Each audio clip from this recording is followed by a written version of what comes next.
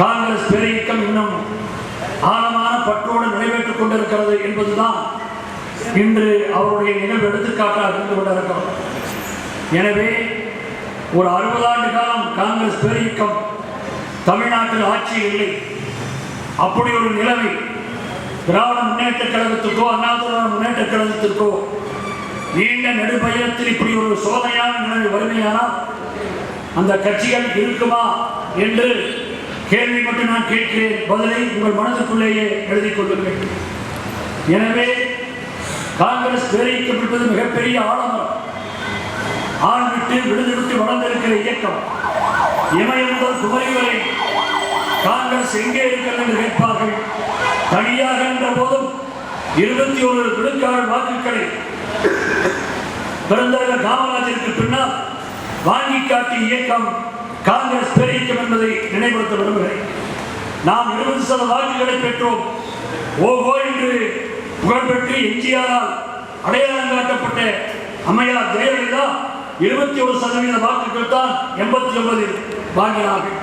எனவே 1977 89 காங்கிரஸ் பேரியக்கம் தனியாக நின்று 26 சட்டமன்ற உறுப்பினர்கள் 28 சட்டமன்ற உறுப்பினர்களை பெற்று நாம் வரலாற்றை படைத்திருக்கிறோம். எனவே யார் இதை பரிசாற்றினால், லக்கேஜை இறக்கி வைத்து விட்டோம் என்று சொன்னாலும், துரோகம் செய்து விட்டோம் என்று சொன்னாலும், ஏன் நம்மை எடுத்து பிடித்து வைத்துக் கொண்டிருந்தார்கள்? சீட்டு அதிகமாக கேட்க போது மற்றவர்களெல்லாம் குறைத்துக் கொடுத்தார்கள். நமக்கு 3 சட்டமன்ற தொகுதியை கூடுதலாக கொடுத்து ஏன் வைத்துக் கொண்டார்கள் என்று சொன்னால், காங்கிரஸ் பேரியக்கத்திற்கு சைலண்ட் காங்கிரஸ் வாக்குகள் தமிழ்நாடு முழுவதும் இன்றும் இருக்கிறது என்பதற்காக மட்டும் அவர்கள் அப்படி வைத்துக் கொண்டார்களுடைய யார் முகத்துக்காக மட்டுமில்லை. எனவே நாம் அந்த இயக்கத்தின் கீழ் தொழிற்சங்க இயக்கத்தில் இருந்து கொண்டிருக்கிறோம். அதிகமான கருத்துக்களை சொல்வதற்கு நேரமில்லை. டாக்டர் அவர்கள் வானூர்தியை பிடித்து அடுத்த நிகழ்ச்சிக்கு பெங்களூர் செல்ல வேண்டிய நிலையில் இருந்து கொண்டிருக்கிறார். எனவே இன்றைய தொழிற்சங்க இயக்கம் காங்கிரஸ் மத்தியிலே நீண்ட நெடுங்காலம் ஒரு 70 ஆண்டு காலம் ஆண்டிருக்கிறது. காங்கிரஸ் ஆண்ட போதெல்லாம் தொழிற்சங்க சட்ட திருத்தம் வரும்.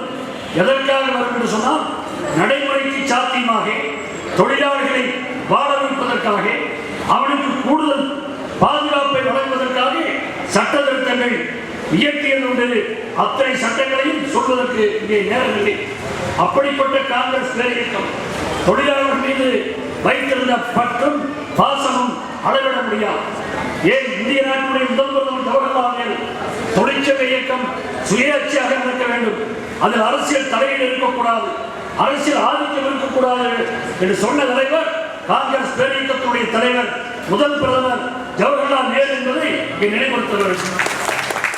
அப்படியானால் காங்கிரஸ் தொழிலாளர்கள் சுயேட்சையாக கோரிக்கைகளை வைக்க வேண்டும், சுயேட்சையாக இயங்க வேண்டும். ஒரு கட்சிக்கு கீழோ ஒரு தலைவருக்கு கீழோ அடிமையாக இருக்கக்கூடாது என்பதுதான் பண்டிதர் நேரு சொன்ன வாக்கு என்பதை நினைவுபடுத்த விரும்புகிறேன். அதே போல அன்னை இந்திரா காந்தி அவர்கள் எமர்ஜென்சி வந்தது என்று சொல்வார்கள். எமர்ஜென்சி காலத்திலும் கூட தொழிலாளர்களுடைய சட்ட திருத்தங்களை குறைவாக ஏற்படுத்தவில்லை. மாறாக அப்பொழுதும் கூட கேட்டு செயல்படுத்திய சட்டங்கள் திருத்தங்கள் ஏராளமாக உண்டு. குறிப்பாக 1922 கிராஜுவிட்டி சட்ட திருத்தம் ஒன்று வந்தது. வருவதற்குரிய காரணம், மும்பை மாநகரத்தில் சிஐடி தொழிற்சங்கம் கிராஜுவிட்டி என்பது வருடத்திற்கு 15 நாட்கள் வழங்கிக் கொண்டிருந்தார்கள். முதலாளிகளே வியாக்கியானம் கண்டுபிடித்து நீதிமன்றத்திலே இல்லை 7 நாள் 26 நாள் 13 நாள் தான் கிராஜுவிட்டி கொடுக்க வேண்டும் என்று அவர்கள் சாதகமாக தீர்ப்பை வாங்கிவிட்டார்கள். சிஐடி போட்ட வழக்கு தோற்றுவிட்டது. அதுதான் நாடு முழுவதும் நீதி என்றிருந்த போது இந்திரா காந்தி அவர்களிடத்தில் நம்முடைய தலைவர்கள், குறிப்பாக நான் சார்ந்திருக்கிறேன் தியாகி ஏ சுப்பிரமணியம் அவர்கள், சுதந்திர போராட்ட தியாகி, அகில இந்திய எச்சம தொழிற்சங்கத்தின் தலைவராக இருந்தார்கள். இன்றைய பிரதமரை நேரம் கேட்டு தொழிற்சங்கத்தில் சந்திக்க முடியுமா? இந்திரா காந்தி 4 மணி நேரம் தான் தூங்கினார்கள். உலகம் போற்றும் பிரதமராக கோலோச்சி இந்திரா காந்தி அவர்களை அவரது வீட்டு தோட்டத்தில் சென்று நாற்காலி அமர்த்து பக்கத்திலே உட்கார்ந்து கிராஜுவிட்டி சட்ட திருத்தம் ஏன் வேண்டும் என்பதை குறிப்பிட்டு சொல்லி இந்திரா காந்தி அவர்கள் காங்கிரஸ் கட்சி ஆட்சியில் சட்ட திருத்தத்தை கொண்டு வந்து இல்லை தொழிலாளர்களுக்கு 15 நாள் கிராஜுவிட்டி என்பதை அச்சாரமாக திருத்திக் கொடுத்தார். இன்றும் அவர் அமர்ந்து பேசிய புகைப்படம் எங்கள் அலுவலகத்தில் இருக்கிறது. அப்படியானால் இன்றைய பிரதமர் தொழிற்சங்க கூட்டத்தை கூட்டுவதில்லை. முத்தரப்பு மாநாடுகள் தொழிற்சங்கம் நிர்வாக தரப்பு மத்திய அரசு தரப்பு முத்தரப்பு மாநாடுகள் நடைபெற வேண்டும், நடத்துவதை 1957 முத்தரப்பு மாநாடு தான் பிரசித்தி பெற்ற மாநாடு. ஒரு தொழிலாளி என்பவனுக்கு 8 மணி நேரம் உழைப்பதற்கு 2400 கலோரி உணவு தேவை. அந்த உணவு தேவை என்றால் குறைந்தபட்ச ஊதியம் என்ன வேண்டும், காய்கறி எவ்வளவு சாப்பிட வேண்டும், தானியம் எவ்வளவு சாப்பிட வேண்டும், முட்டை எவ்வளவு சாப்பிட வேண்டும், வாரம் ஒரு முறை இறைச்சி 2 அவுன்ஸாவது சாப்பிட வேண்டும் என்கிற குறிக்கோளோடு நாம் சொல்லவில்லை. ஒரு நிபுணர் டாக்டர் ஐக்கியராய் அவர்களை நியமித்து அவர் கொடுத்த பரிந்துரை தான் அந்த பிரசித்தி பெற்ற முத்தரப்பு மாநாடு. அதன்படி மோடி அரசு காது கொடுத்து கேட்கிறதா? இல்லை. EPF பென்ஷன் யானை பசிக்கு சோழப்பொறி போட்டதைப் போல ஒரு 40 ஆண்டு காலம் இந்த தேசத்தினுடைய முன்னேற்றத்திற்காக பொருளாதாரத்திற்காக உழைத்த வயதான தொழிலாளி இன்று மருந்து மாத்திரை வாங்குவதற்கு காசு இல்லை. அதை மாற்ற வேண்டும். 30,000 35,000 கோடி கேட்பாரற்ற பணமே EPF இருக்கிறது. அதை வைத்து பென்ஷன் கூடுதலாக கொடுக்கலாம் என்று தொழிற்சங்க தலைவர் கோரிக்கை வைத்திருக்கிறார்கள். டாக்டரை போன்ற நாடாளுமன்ற உறுப்பினர்கள் நாடாளுமன்றத்திலே தெளிவாக சுட்டிக்காட்டி இருக்கிறார்கள். பல நாடாளுமன்ற உறுப்பினர்கள் வற்புறுத்தி பேசியிருக்கிறார்கள். தொழிற்சங்க EPF test board, EPF board, PF board தொழிற்சங்க தலைவர்கள் அதை அங்க வைக்கிறார்கள். INUC தலைவர், HMS அமைப்பிலே பொதுச் செயலாளர் அர்பஜன் சித்து, CITவில் கருமலையான் போன்ற தொழிற்சங்க தலைவர்கள் வற்புறுத்தி அங்கே தீர்மானம் நிறைவேற்றி கொடுக்கிறார்கள். ஆனால் மத்திய அரசு, மோடி அரசு செவிசாய்க்கவில்லை. இறுதியாக ஐக்கிய முற்போக்கு கூட்டணி ஆட்சியில் நம்முடைய தலைவர் மன்மோகன் சிங் பிரதமராக இருந்தபோது அறிவிக்கப்பட்ட குறைந்தபட்ச 1000 தான் இவர்கள் வந்த பிறகு நிறைவேற்றினார்கள். அதையும் கூட 58 வயது முடிந்த ரிட்டையர் ஆனவர்களுக்கு 1000 ரூபாய், இடையிலே நின்றவர்களுக்கு குறைவாகத்தான் 700 600 வந்து கொண்டிருக்கிறது. 7500 வந்துவிட்டதாக தொலைக்காட்சியில் நானே 2 வாரத்திற்குள் பார்த்தேன். தமிழ்நாடு முழுவதும் வயதான தொழிலாளர்கள் தொலைபேசி அழைத்து கேட்கிறார்கள் எப்பொழுது வரும் என்று ஆவலோடு. ஆனால் டெல்லியிலே தொடர்பு கொண்டு பேசுகிற போது நாங்கள் வற்புறுத்தி தீர்மானம் இருக்கிறோம் ட்ரஸ்ட் போர்டில். ஆனால் மத்திய அரசாங்கம் ஒப்புதல் அளிக்கவில்லை. ட்ரஸ்ட் போர்டுடைய தலைவர் யார்? மத்திய தொழிலாளர் அமைச்சர். ஆனால் அரசாங்கம் காது கொடுத்து கேட்கவில்லை. இந்த அரசாங்கம் குறிப்பாக கார்ப்பரேட் முதலாளிகளுக்காக நட்சத்திர ஓட்டலில் உட்கார்ந்து சட்ட திருத்தத்தை 2019 திருத்தப்பட்ட தொகுப்பு சட்டம் 444 4ஆக தொகுத்து அழகாக கொடுக்கிறோம் என்று காட்டியிருக்கிறார்கள். நிறைவேற்றவில்லை. 2026 ஏப்ரல் 1ஆம் தேதி அமலுக்கு வருவதாக நாடு முழுவதும் அறிவித்து பிஜேபி ஆதரவு மாநிலங்களில் வேகமாக அமல்படுத்தப்பட்டு விட்டது. இங்கே இன்னும் தமிழ்நாடு அரசாங்கம் அமல்படுத்த வேண்டும் என்கிற நிர்பந்தத்தில் இருந்து கொண்டிருக்கிறது. திடீரென்று சென்ற மாநில அரசாங்கமே அதை வைத்து 12 மணி நேர வேலை ஷிப்ட் என்று அறிவித்தார்கள். அத்தனை தொழிற்சங்கம் எதிர்ப்பு தெரிவித்த பிறகு அன்றைய முதல்வர் மு க ஸ்டாலின் அது செல்வடித்து கேட்டு அதை அப்படியே நிறுத்திவிட்டார்கள். இப்பொழுது ILO-வுடைய அங்கமாக இந்தியா இருக்கிற காரணத்தினாலே ILO அங்கே இருந்து தலையிலே கொட்டுகிறான். 8 மணி நேர வேலை என்பது ஓரிருவர் தியாகம் செய்து வந்ததில்லை. 1885 அமெரிக்க சிக்காகோ நகரிலிருந்து போராடிய தியாகிகள், தூக்கு மேலே ஏறிய தொழிற்சங்க தலைவர்கள், அதையொட்டி உலகம் முழுவதும் தியாகித்து பெற்றதுதான் 8 மணி நேர வேலை. அதை மாற்றக்கூடாது என்று ILO இன்டர்நேஷனல் லேபர் ஆர்கனைசேஷன் சொன்ன பிறகுதான் கேட்டதை நிறுத்தி இருக்கிறார்கள். இருந்தாலும் அதில் இருக்கக்கூடிய பேரழிவுகள் பெரிய ஆபத்தை உருவாக்கும். தொழிற்சங்கம் வைத்துக் கொள்ளலாமா? வைத்துக் கொள்ளலாம். ஆனால் ரத்து செய்வதற்கு ஜேசி அவர்களுக்கு முழு உரிமை கொடுத்திருக்கிறார்கள். நாம் சரியாக தொழிற்சங்கம் நடத்தவில்லை என்று ஜேசியை நினைத்தால் ரத்து செய்து விடலாம்.